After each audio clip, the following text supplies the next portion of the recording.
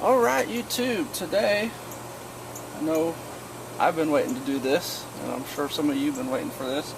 I'm going to put on some high performance brake pads, front and rear. So I've got the Power Stop Evolution Sport, they're carbon fiber and ceramic. I'll tell you one thing that was sort of interesting. They require a very specific braking procedure. Supposedly during that time it will be depositing something along the rotor here to help with the stop. So this part's going to be rather interesting to do because I'm going to have to do it on a public road. So I'm going to have to go from 40 to 10 5 times very aggressively, and then 35 to 5 a little less aggressively, and then drive slowly and let them cool for 5 minutes. So I have an idea of a road that I can probably do this on safely, with, where there won't be cars coming up behind me wondering what the heck I'm doing. So for the Police Interceptor, the front is the 931, and the rear is the 932.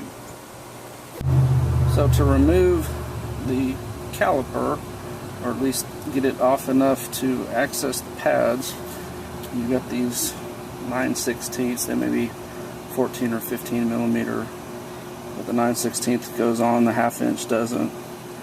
There, right there. So you can remove the bottom one and you can just loosen the top one, and this will actually rotate upward, or you can remove the top one and remove the whole piece. Just remember, if you remove this, you don't want to hang it by the brake lines. So if you do remove this, you need to attach it somewhere in here. Once I get this out of here, I'll see. It may actually just sit up here, but if nothing else, you can get a bungee cord or something and secure it, because you don't want this just hanging by the brake line. And in case you're wondering why I'm wearing 2 sets of gloves, I've got the 9mm thickness gloves underneath as kind of my main glove, and I just got the cheaper 5mm gloves on top. As you see, they get dirty frequently, and so instead of having to replace the more expensive gloves, I can just peel these off, replace them, have a clean glove for when I need it. So if you're having trouble getting your caliper off, you may have to open up your bleeder valve. So it's a 10mm, and then you want to put your brake bleeder tool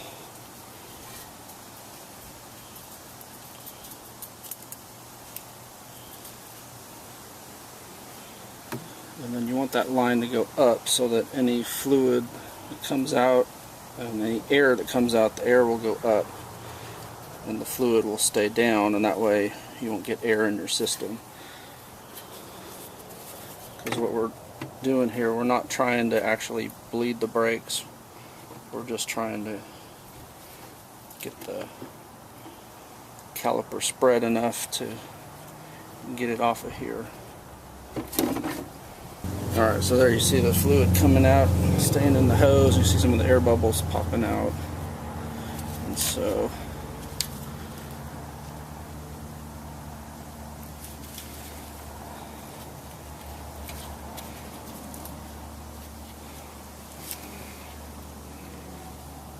you see how when I squeeze, the fluid comes up the hose. You may not be able to get your caliper off without compressing it first, so the bleeder valve, a little turn there, get you a screwdriver in here, and you want to compress it.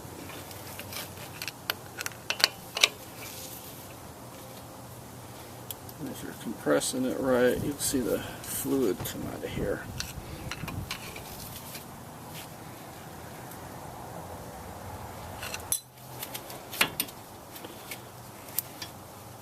And for some reason the Crown Vic fronts are just really difficult to pull off. I don't know why. I've never dealt with front calipers that are this difficult to slide off. most cars you just unbolt and they slide off. So I don't know why they've styled them this way to where you just can't get them off without prying like crazy.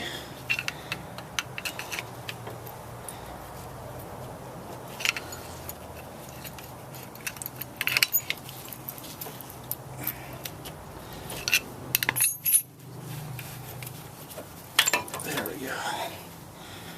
So you saw how much work that was. Moving the pads obviously is pretty straightforward. They just slide out. And you can see this one has quite a bit of life left. That's a wear indicator there. So when that's gone, the pad will be gone. So this one, I can actually kind of hang on to this. If I decide I don't like those new pads, I can probably reinstall these. The other thing you want to look at is your rotor while you've got this off of here. I think these are still pretty good. I measured them. They're fat enough that they're not worn out, and there's no real obvious scoring or anything. I mean, obviously these have been taken care of since this was a police car right up until I got it.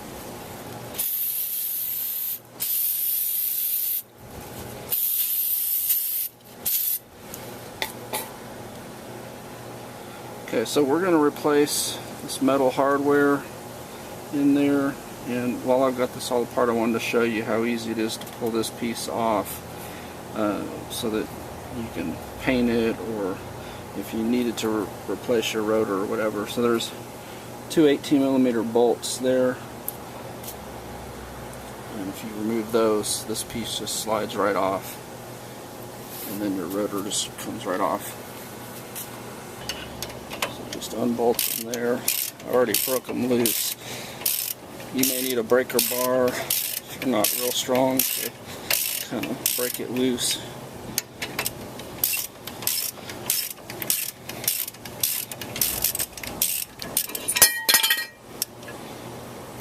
Alright, so I thought that would be bolted in there, but it's actually bolted through there. So obviously you saw once those got loose, that just fell off of there. So now that I have this off the car, I can clean this up, maybe finish painting it, pull these out and make sure they're greased real well, and then replace the metal hardware there and there. Okay, so these should be springier than they are, so I'm going to have to pull those out and grease those. And then these metal clips just fit on there like that. And your new brake pads should always come with this hardware, so generally you don't want to reuse these pieces. This piece obviously you can. So remember my other video, we painted this on the car. Now that it's off the car, you can probably give it a little better paint job.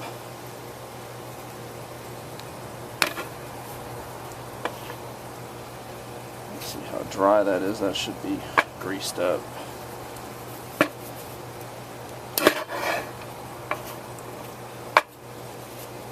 So I'm going to clean this, paint it, and then we'll re-grease those, put it all back together. And once you've removed all that, obviously the rotor just lifts right off.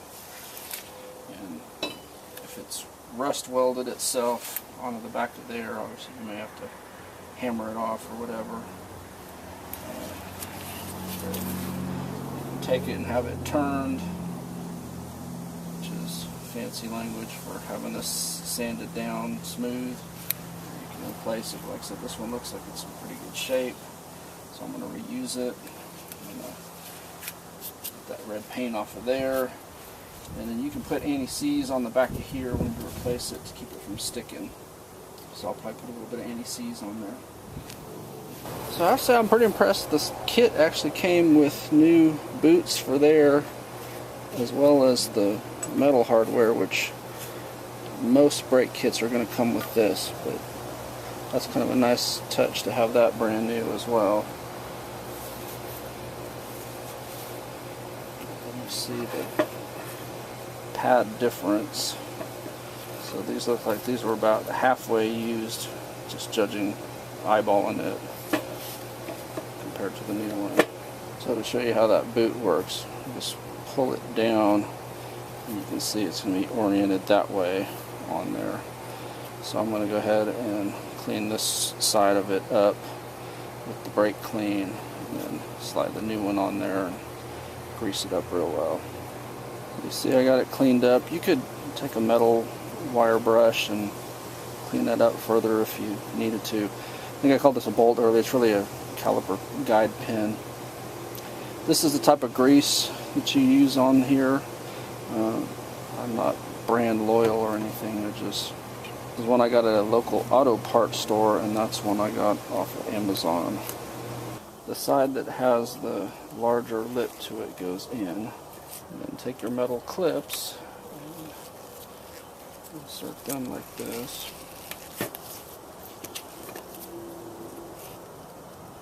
It's actually easier to put the rubber boot into here first and then slide the pin in.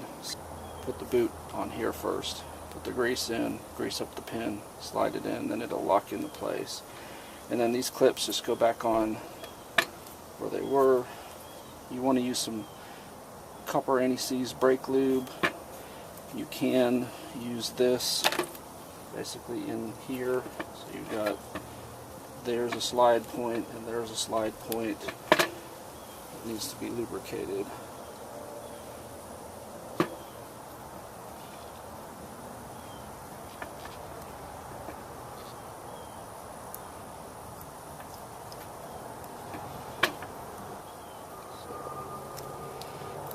That'll allow the pads to slide around. Installation is the reverse of the removal. You'll see I put some blue Loctite on those bolts.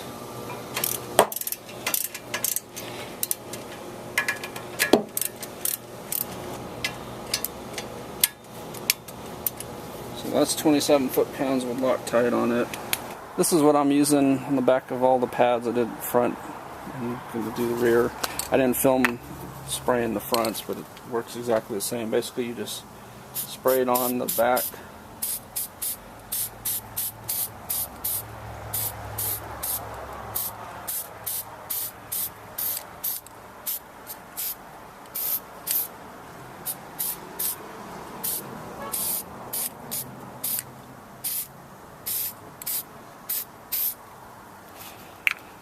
and then let it dry at least 10 minutes before putting the pads on.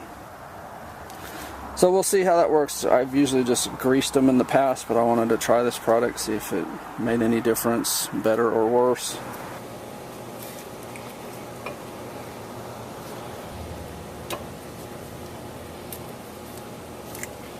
Obviously you want to make sure you don't get any grease on the pad side of the pads, but you do want to get some grease or anti-squeal on the back, otherwise when they move in there they'll squeal. And the other thing we need to do is compress the caliper back down. The easier way to do it is to open the bleeder valve, press it down, and close the bleeder valve. If you don't want to open the bleeder valve, then you're just going to compress it. It's going to come out into your master cylinder, and it may make a mess. So I think this is the easier and better way to do it. Sometimes you can squeeze them in by hand, and sometimes you need to put a brake pad in here and actually get some sort of tool to squeeze them down.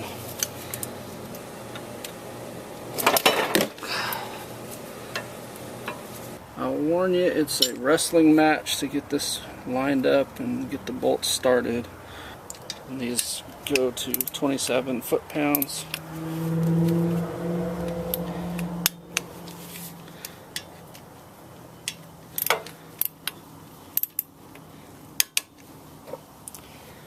Make sure you've tightened your bleeder valve and put the cap back on it. And so that side is done.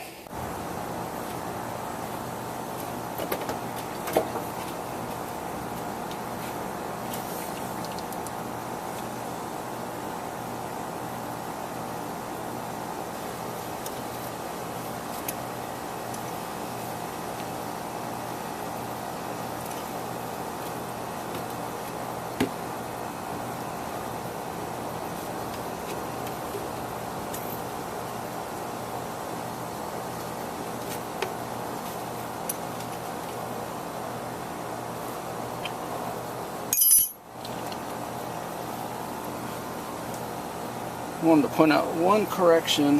The 18mm bolts, the manual that I had didn't have a torque spec. I found a shop manual for an 03 that said 118 foot-pounds or so.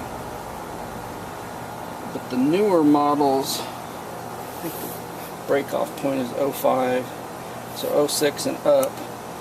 These bolts are less torque than 05 and below. So I'm guessing these bolts are also slightly less. So I'm going to torque down the 18mm bolts to 100 foot-pounds, and that should be close enough for a guesstimate, but obviously with them being at 27 right now, they're way too soft. And then you got to fill it up. You see there's the line and there's the max line, so we're about a ½ inch below, roughly, eyeballing it.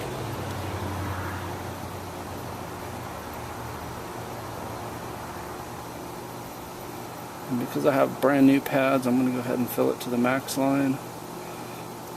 And then as they wear out, the level should drop.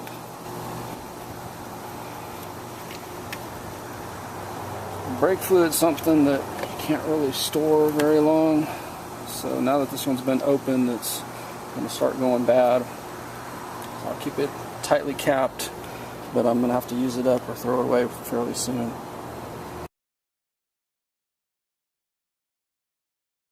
And the final step is going to be the weird part. It's the road part. Like I said, I got to go 40 to 10 rapidly 5 times, 35 to 5 slowly 5 times, and then drive around for about 5 minutes without using the brakes. So I kind of have an idea in my head of the route I want to take. Basically, it's going to end me up on the freeway for the final part, so that hopefully traffic will be flowing and I won't have to stop.